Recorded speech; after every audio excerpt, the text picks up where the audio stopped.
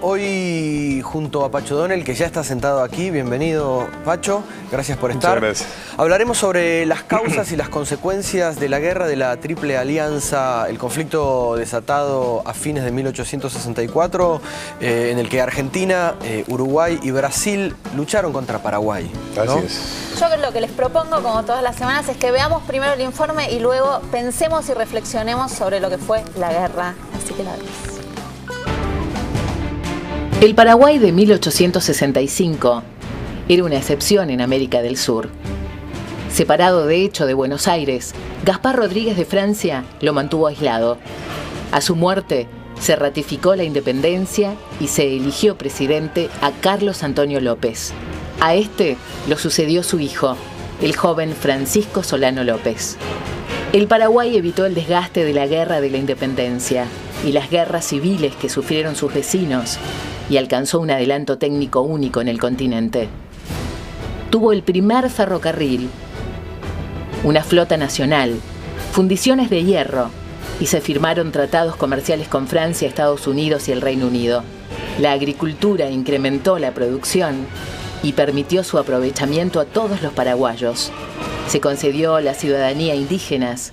Se crearon más de 300 escuelas con enseñanza gratuita y obligatoria. Francisco Solano López medió en nuestras guerras civiles. Quería evitar que una Argentina dividida favoreciera el desequilibrio en beneficio del Brasil, con riesgo para la independencia paraguaya. El imperio y el gobierno de Mitre apoyaron la revolución del Colorado Venancio Flores contra el presidente legal blanco uruguayo. López apoyó al gobierno. Sus enemigos constituyeron una triple alianza contra Asunción. Detrás estaba Inglaterra, que no quería sudamericanos con adelantos tecnológicos en los que no participara el capital británico. La guerra se extendió hasta 1864. La superioridad numérica terminó aplastando al Paraguay pese a su heroica resistencia. En Paraguay no quedaron ferrocarriles, altos hornos ni hombres adultos. No fue por apego a la tradición guaraní que se autorizó la poligamia. Wow. Bueno, Pacho, ¿cuál fue el motivo que desató esta guerra? Bueno, ahí por ejemplo se sugiere que Paraguay estaba fuera de las consignas que impartía Gran Bretaña, la dueña del mundo en ese momento, que era el liberalismo, la apertura de las fronteras para sus productos, etc. En cambio, Paraguay era, como ahí bien se dijo, un país cerrado que se autoabastecía, que no tenía deuda externa, que tenía ferrocarriles, tenía siderurgia, tenía muchos avances. Y por otra parte hubo una decisión de Brasil, porque Brasil, para poder alcanzar sus zonas del Mato Grosso, entonces tenía que pasar por zonas controladas por Paraguay, o sea que Paraguay tenía la llave, digamos, de las comunicaciones internas de Brasil. Hubo una alianza, digamos, donde se suponía que la victoria era muy fácil, porque eran tres países poderosos contra el Paraguay. Hay que decir que a Paraguay le había defeccionado Urquiza.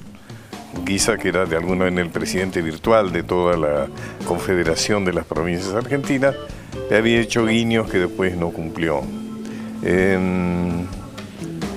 La guerra era tan desigual desde el principio que con una cierta petulancia Mitre, que era presidente argentino, pero también era el comandante en jefe de las fuerzas aliadas, dijo 24 horas en los cuarteles, en 15 días en campaña, en 3 meses en Asunción.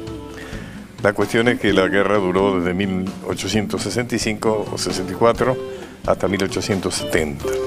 Se estiró un poquito. Y fue una guerra con enormes consecuencias para todos los que participaron, ¿no? Bueno, en principio recién en el informe, en las imágenes, toda guerra es devastadora, es escalofriante las consecuencias, lo que queda, cómo queda todo. Pero esa fue una guerra que siguió mucho más allá de lo que debería haber seguido. En parte también porque Solano López no se rindió, creo que hay un momento en que hay que rendirse. El emperador Hirohito, cuando le tiran la bomba, la primera bomba y luego le tiran la segunda en Hiroshima, es evidente que la tercera va a Tokio, bueno, ahí él se rinde. Pero además hubo un gran genocidio. Fíjate vos que Paraguay pierde el 90% de su población masculina. Bueno, eso decía recién, ¿no? Sobre la población adulta, ¿no?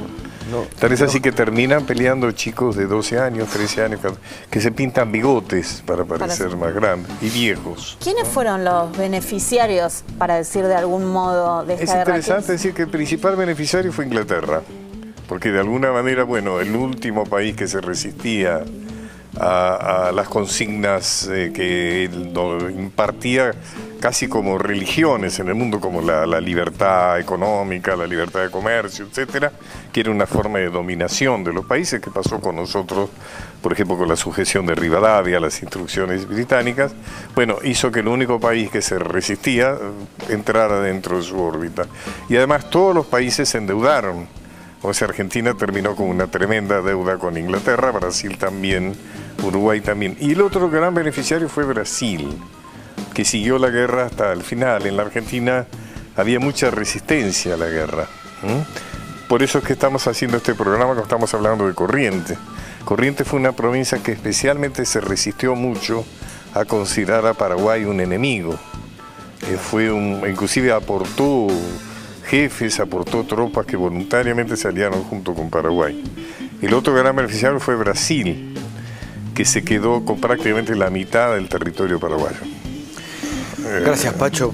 Gracias, Pacho. Hay mil preguntas que se me ocurren. ¿Cómo quedan las relaciones posteriores y demás de esto? Después de una guerra, de todo. Posteriormente queda presidente títere de Brasil y Paraguay pierde prácticamente todo. Digamos que Paraguay todavía no se ha podido recuperar, ni siquiera en población, de las consecuencias de aquella guerra terrible. Gracias, Pacho. Nos vemos la semana que viene. ¿Cómo no?